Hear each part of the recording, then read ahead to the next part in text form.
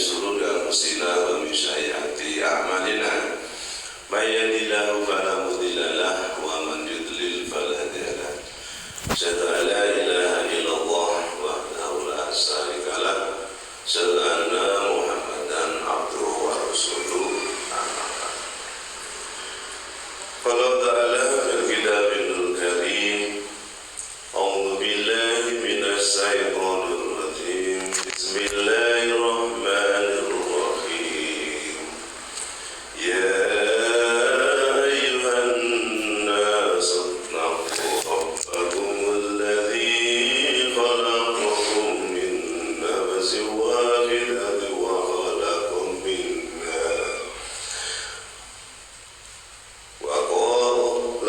منها زوجها وبث منهما رجالا كثيرا والنساء واتقوا الله الذي تساءلون به والأرحام إن الله كان عليكم رقيبا. Kita lanjutkan.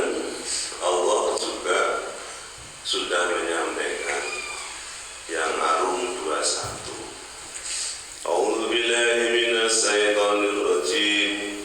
Wa min ayatihi an khalaqa lakum min anfusikum azwajan litaskunu ilaiha wa ja'ala bainakum mawaddatan wa rahmah inna fi dzalika laayatin liqaumin yatafakkarun.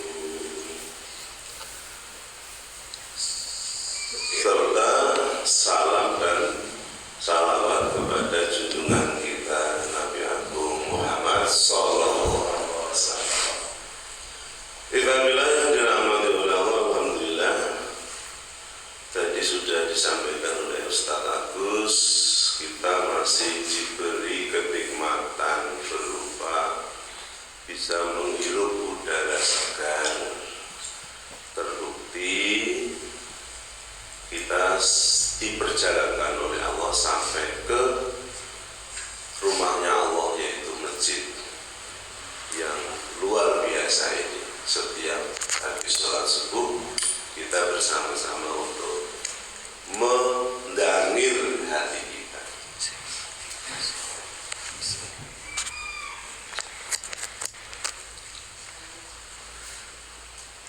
Oleh karena itu, ikhwan bilang, jika punya niat yang baik, jangan ditunda. Belum tentu kita ini, umur kita diberi panjang oleh Allah. Tadi malam, saya sedang bercengkrama dengan istri, mendampingi istri, melihat sinetron begitu, tiba-tiba ada WA. Yang satu WA-nya bertuliskan inna lillahi wa inna ilaihi raji'un. Yang satu WA dari Ustadz Agus bahwa insya Allah habis subuh kajiannya Abah Dirman gitu. Wah, saya kaget itu. Saya ke takziah dulu terus baru menyanggupi, insya Allah begitu. Nah, pagi ini kita insya Allah akan bersama-sama membahas keluarga bahagia, keluarga idaman. Di surat An-Nisa, wanita kan An-Nisa, Allah nimbali kita sebagai manusia. Wahai manusia, ya ayyuhan nas taqu rabbakumul ladzi khalaqakum min nafsin wahidatin wa khalaqa minha zawjaha. Wahai manusia, bertakwalah kepada Tuhanmu, Rabb, yang telah menciptakan kamu dari diri yang satu. Khalaqakum min nafsin wahidatin wa khalaqa minha zawjaha,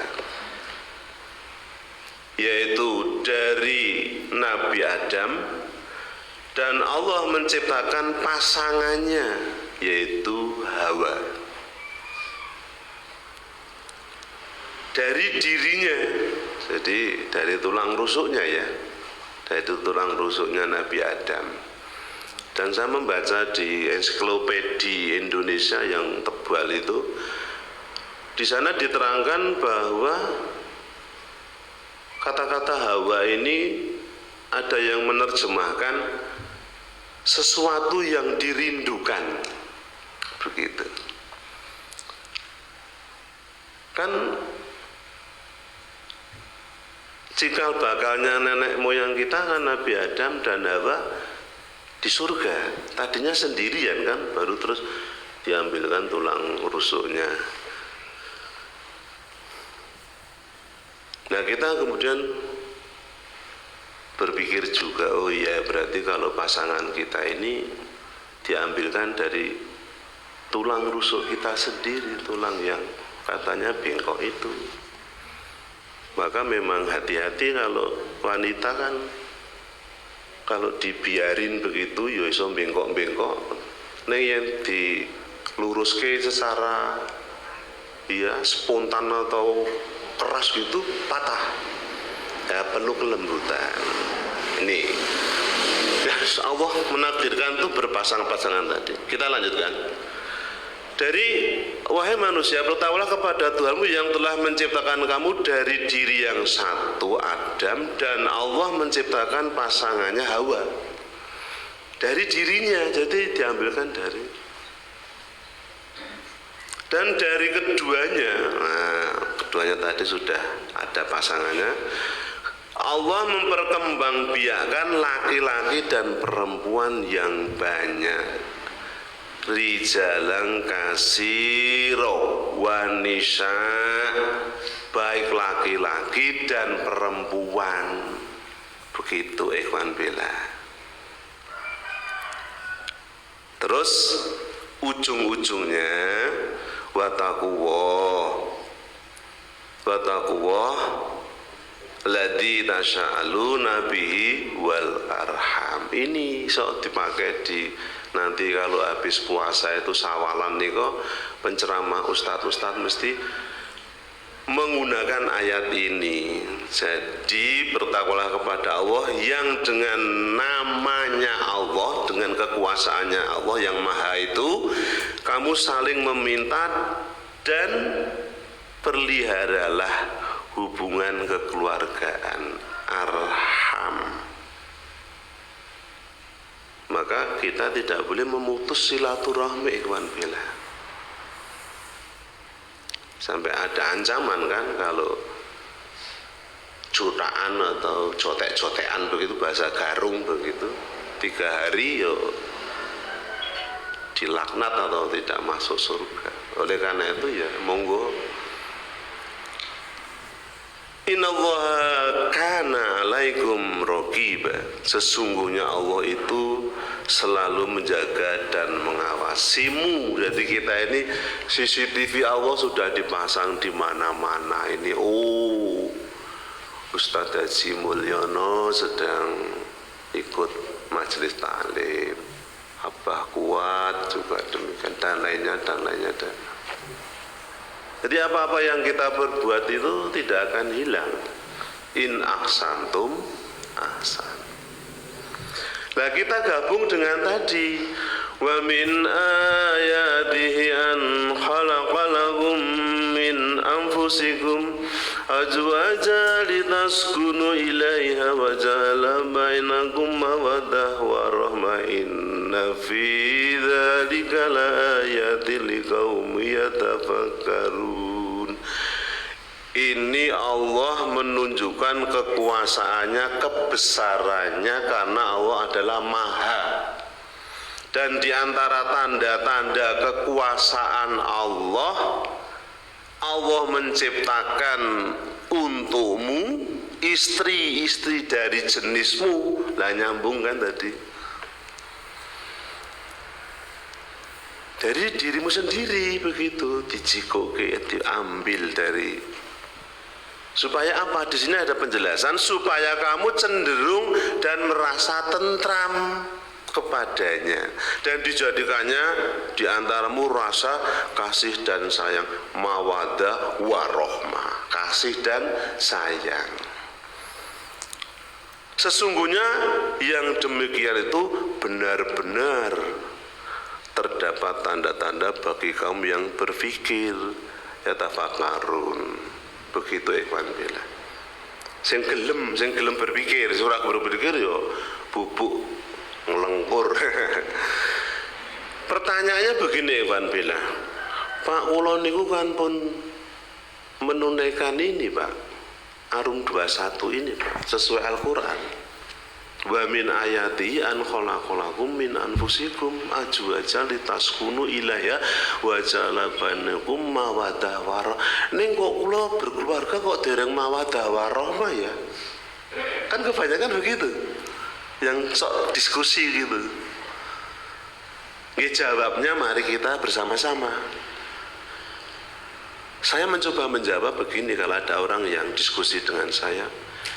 Kalau Al-Quran itu hak, mau petunjuk kok, itu firman dari Allah, nggak mungkin salah, nggak mungkin. Yang perlu dikaji adalah yang diteliti lagi, maksud kita nikah itu apa, faktor apa yang Anda kedepankan. Apakah cantiknya, apakah nasabnya, apakah kayanya?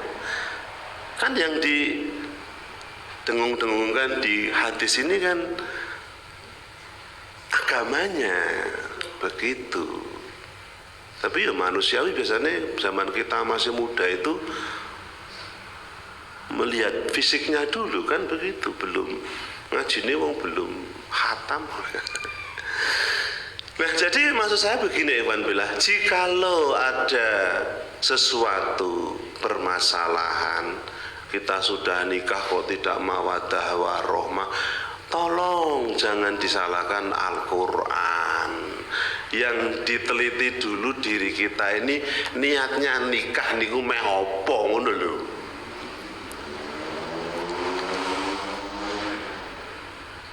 Apakah karena nafsu, apakah karena yang lain yang ada pamrih gitu loh maksud saya.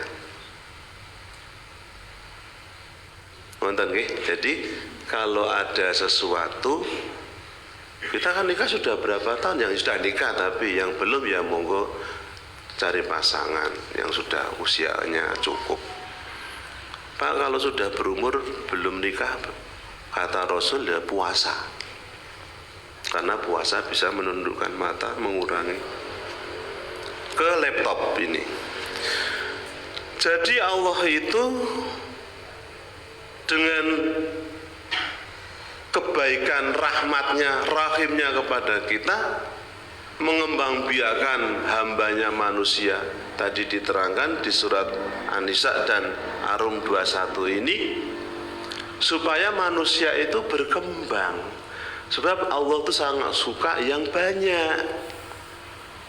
Sampai digambarkan kan wanita yang hitam dan lain sebagainya lebih baik yang bisa melahirkan keturunan dari yang banyak begitu. Tapi kalau belum punya keturunan ya ikhtiar. Tidak mesti orang nikah punya keturunan.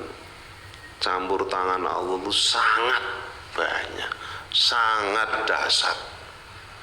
Jadi jangan beranggapan wah kalau sudah nikah nanti punya keturunan. Karena ini tadi Allah itu punya kekuasaan menciptakan manusia, diambilkan dari jenismu sendiri supaya kamu tuh tenang. Lamanya tenang apa? Bentrok gitu. Jangan sampai bentrok. Yang satu wanita, ya kan, Anissa. Yang satu laki-laki. Ini saya membaca-baca di buku psikologis itu, memang dari pabriknya bapak-bapak, ibu-ibu, ustadzah, ustadz. Kalau laki-laki ini diciptakan pakai ini, Pak. Pakai logika, pakai otak, pakai ini berpikir begitu. Maka maaf yang banyak budak-budaknya itu kan laki-laki. Karena panas mikir begitu. anaknya pulang dari kuliah begitu, ya laki-laki kan berpikir, wah iki ku seneng iki anaknya mulai ning ku bar iki berpikir sangune piye iki, itu laki-laki. Tapi kalau wanita kan ngelus-ngelus dodo dulu, aduh piye iki, nganggo nangis barang kadang-kadang, nganggo berbesmili karena seneng, terus anaknya kan kok nembung duit dan lain sebagainya. Nah ini sudah sunatullah, yang satu pakai logika otak, yang satu pakai perasaan. Maka bener kan, sel telurnya di rahim, kasih sayang, ovum itu loh, spermanya dari bapak, saling kerja sama. Allah menakdirkan terjadi zigot, lah muncul kalimat Iqra bismi rabbikal ladzi khalaq, khalaqal insana min alaqah itu. Maka yang punya kasih sayang sangat dahsyat ya wanita, memang punya kan bismillahirrahmanirrahim, itu dengan maha pengasih lagi maha penyayang. Rahim itu kan, maka jangan disalahkan. Saya kalau pas nyopir di belakang truk ada tulisan semoga tidak ketemu ibu-ibu yang rating ke kanan belok ke kiri ngono. Soalnya numpaknya nganggur perasaan kurang kendel begitu, yang banter sisan ngono. Alon tapi ning tengah lho kuwi engko sampai supir truknya itu nulis di itu, nulis apa ya, kreatif itu. Semoga tidak ketemu ibu-ibu yang rating ke kanan belok ke kiri begitu. Saya memaklumi. Dan saya pernah mengalami juga seperti itu. Yang penting guyu lah, nanti ketika Bu guyu, maaf Bapak, nggih napa-napa. Jadi yang satu diciptakan dengan perasaan, yang satu diciptakan dengan logika supaya terjadi mawaddah warahmah. Maka kalimatnya di situ supaya kamu cenderung merasa tentram kepadanya. Allah itu kalau perintah biasanya terus supaya apa begitu, iya.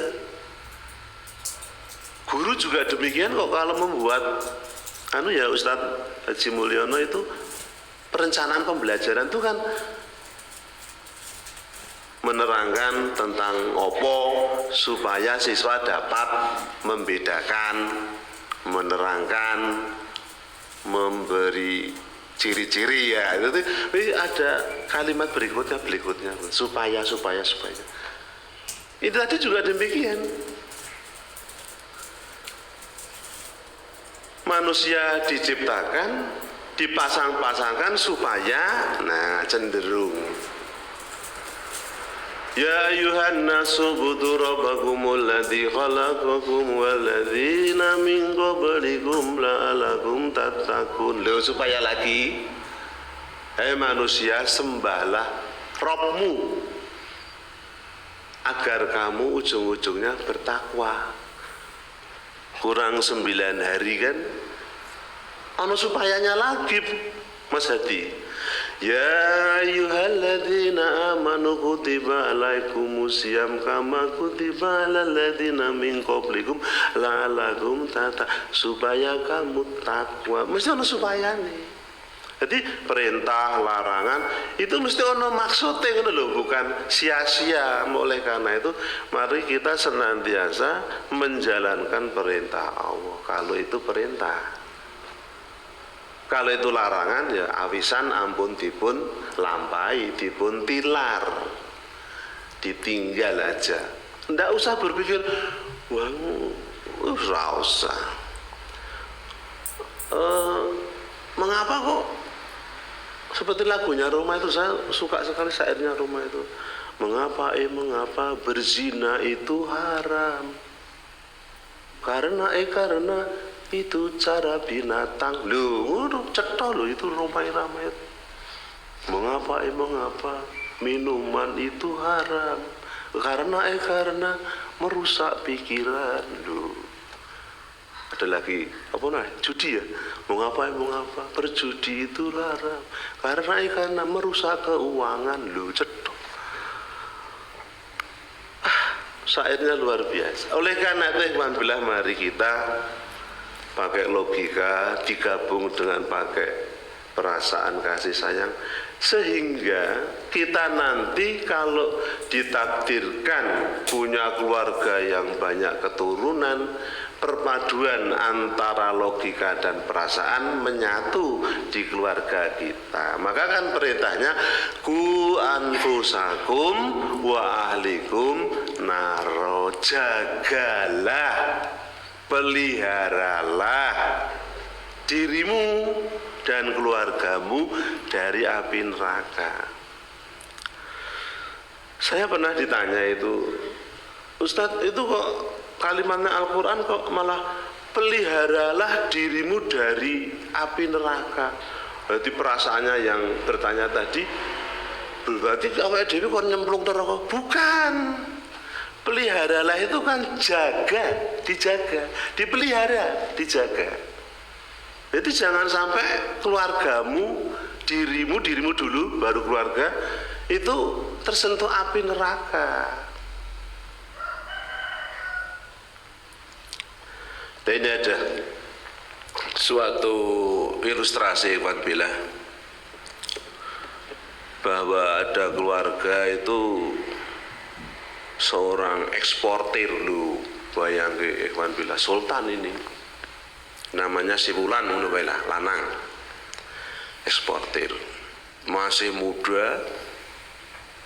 Sebenarnya menurut ilustrasi ini, si Wulan tadi, si eksportir tadi ini muslim yang berbasis tadinya sekolah di ya agama gitu. Kalau SMP ya sanawiyah, kalau SLTA aliyah itu. Kalau SD apa? MI ya? Terasa ibtidaiyah. Nah ini hebat. Ini ilustrasi ini digambarkan si Wulan tadi hebat, eksportir, pondasi agamanya sudah adalah karena memang sekolah di agama. Ditakdirkan oleh Allah dari ilustrasi ini loh ya, jangan ditebak-tebak nanti siapa, begitu jangan, tidak boleh suudon.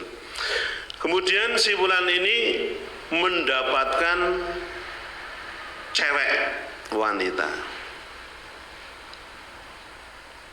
Nah cuma sayangnya wanitanya ini dari negara, mboten negara mriki Mas Adi, Amerika gitu. Wah, budayanya beda. Sana freedom, wah freedom segala-galanya. Freedom itu kan bebas begitu.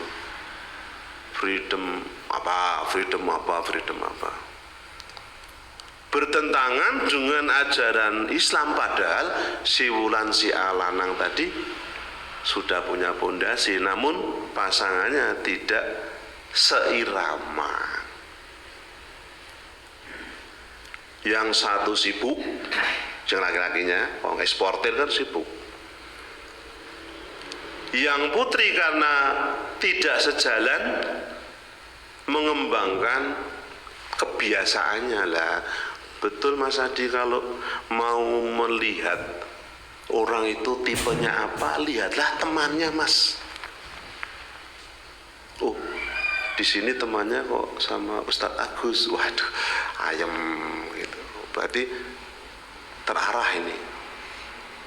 Tapi kalau bergaulnya sama preman-preman misalnya lah ya, wah berarti kan mempengaruhi ini watak kita, jiwa kita.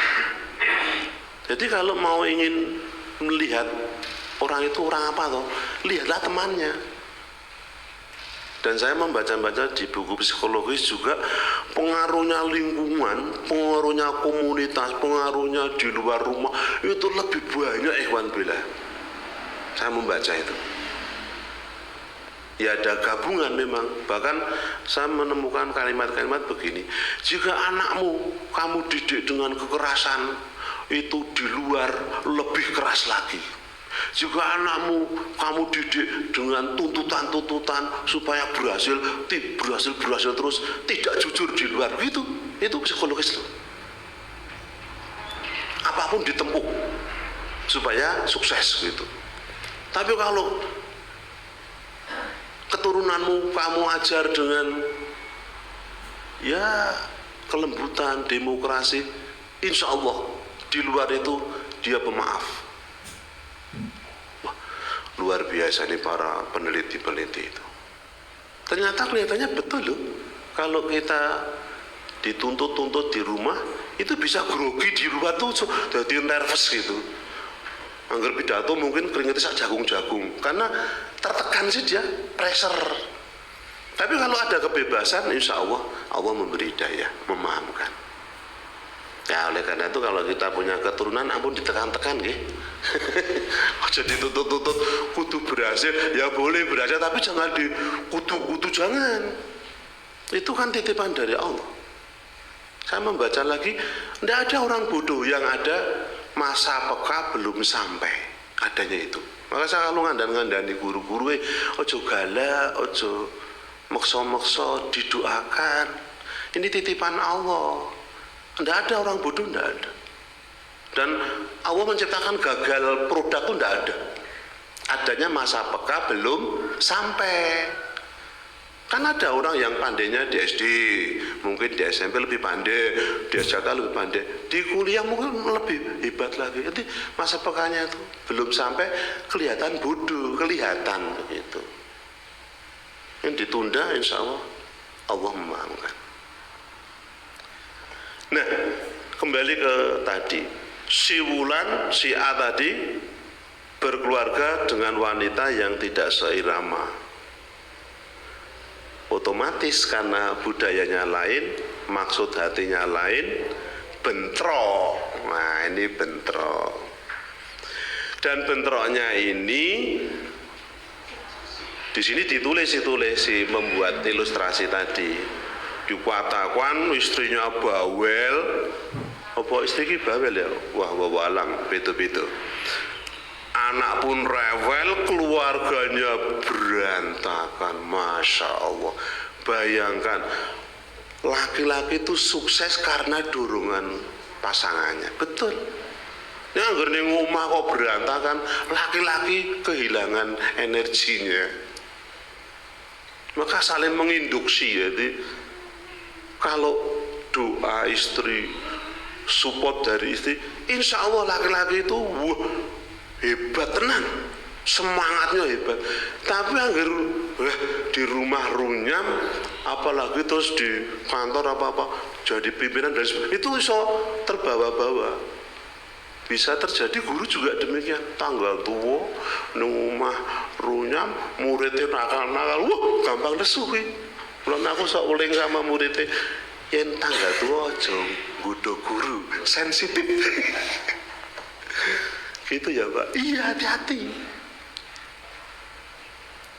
Apa meneh sedang datang menstruasi, wah lebih peka lagi itu. Badannya sedang panas gemerubuk, ada orang nganu sedikit so murup itu, jadi bentrok.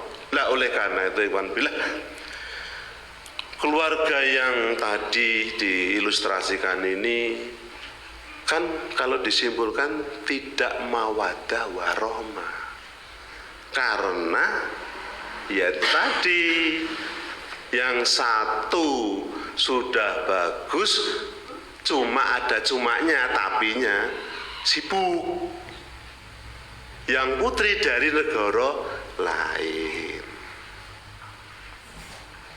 punya keturunan, otomatis keturunannya gersang, tidak tersentuh santapan rohaninya, karena bapaknya sibuk kan.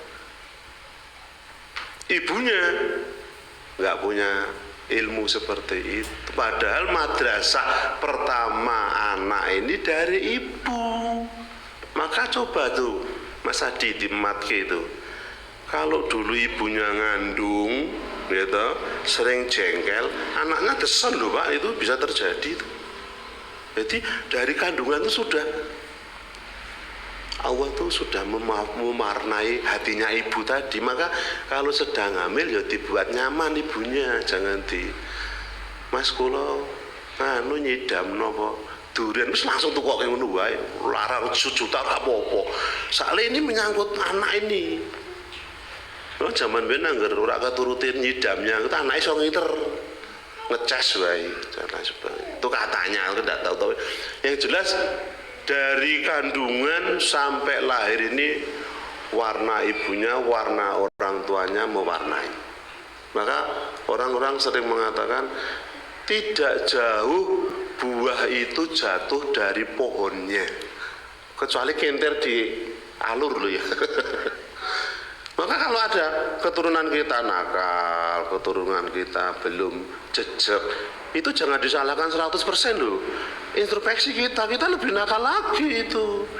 Gayane tok sok saiki alim ning biyen-biyene ya ora urung mudeng loh. Nah, oleh karena itu yang bila kita berusaha sekolah, Robbi habli minas solihin, Robbi habli minas, Robbi habli. Doanya Nabi Ibrahim itu agar keturunan kita ini soleh solehah begitu. Doanya luar biasa. Nah, dari keluarga ilustrasi tadi Ikhwan Billah, mari kita bersama-sama mencari tahu yang keluarga nasibnya seperti itu tadi, kalau dibiarkan akan terjun ke jenjang yang tidak diridhoi oleh Allah. Nah, karena pagi ini adalah judulnya keluarga bahagia, keluarga idaman, ini ada 4 syarat untuk menciptakan keluarga bahagia itu Ikhwan Billah. Yang pertama,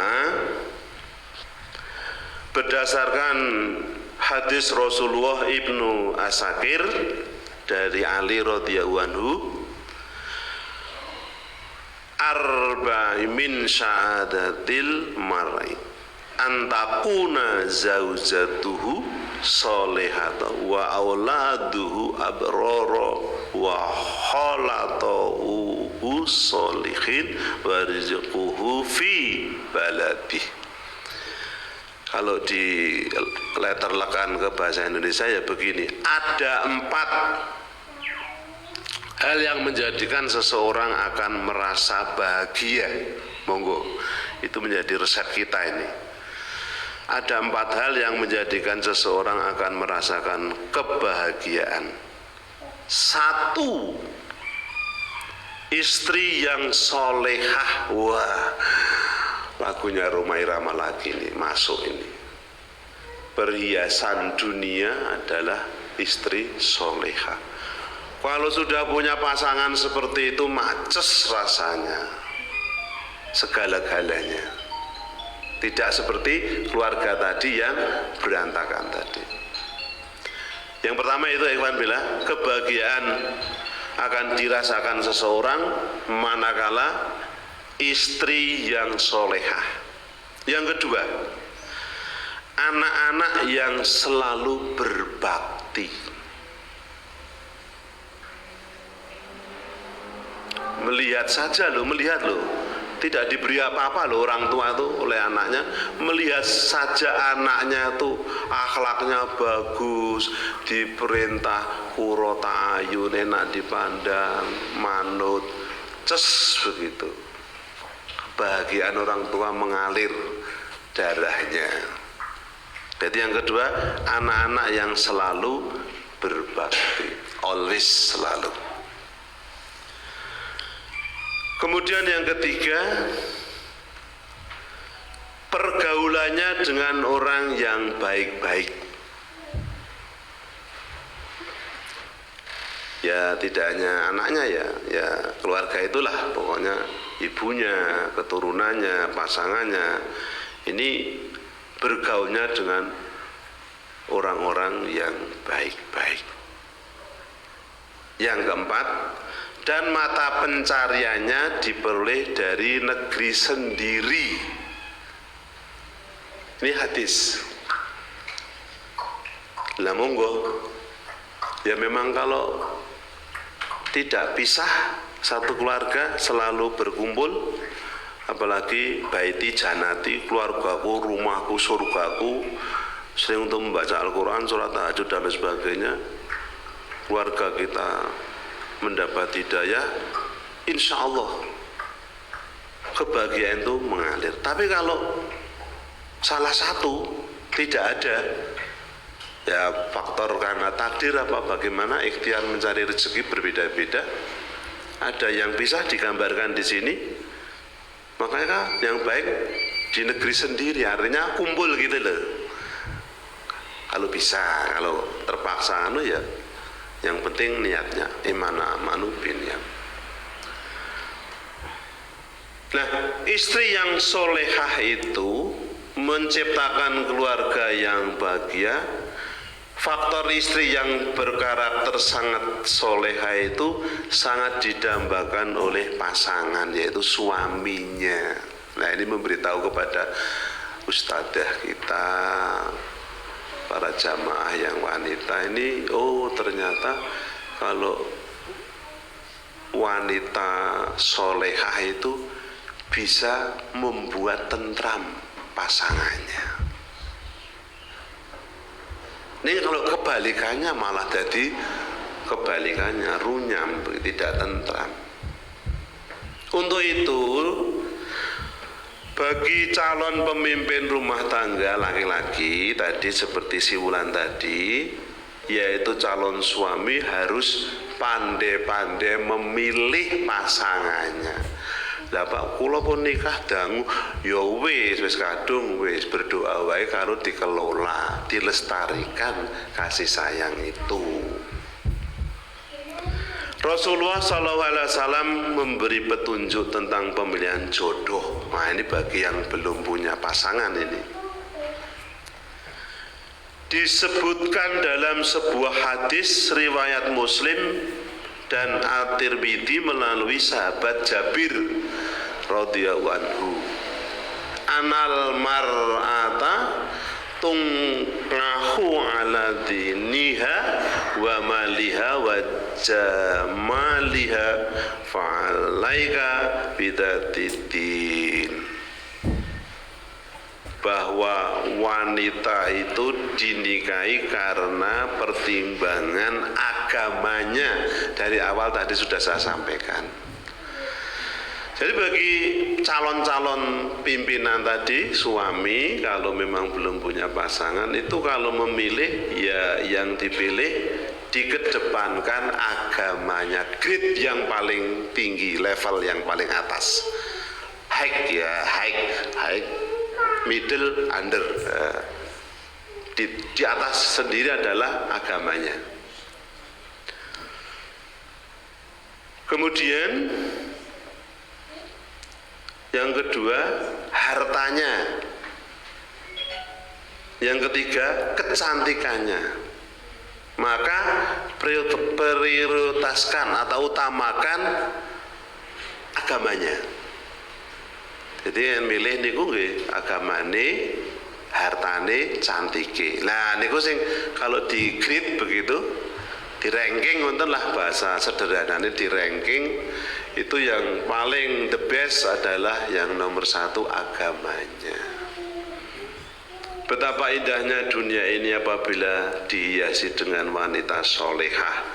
Rasul sendiri melalui sebuah hadis riwayat Muslim menilai ad-dunya mata'u wa khairu mata'id dunya al-mar'atu solehah. Dunia ini adalah hiasan, ikhwan billah, aksesoris hiasan. Dan sebaik-baik hiasan adalah wanita solehah. Nah, kalau panjenengan solehah, wah pahalanya luar biasa, karena panjenengan tidak hanya patuh kepada Allah, nuruti Arum 21 tadi, membuat pasangannya tentram itu berpahala juga, itu ibadah juga, ibadah ghairu mahdoh. Jadi membuat pasangannya bahagia itu jangan dikira tidak berpahala, berpahala iwan billah sekecil apapun. kita meringankan kesulitannya berpahala, kita mengambilkan apanya ketika sana sedang butuh berpahala. Anu mas duitku, kita mencukupi berpahala semua. Diniatkan karena Allah, insya Allah itu berpahala.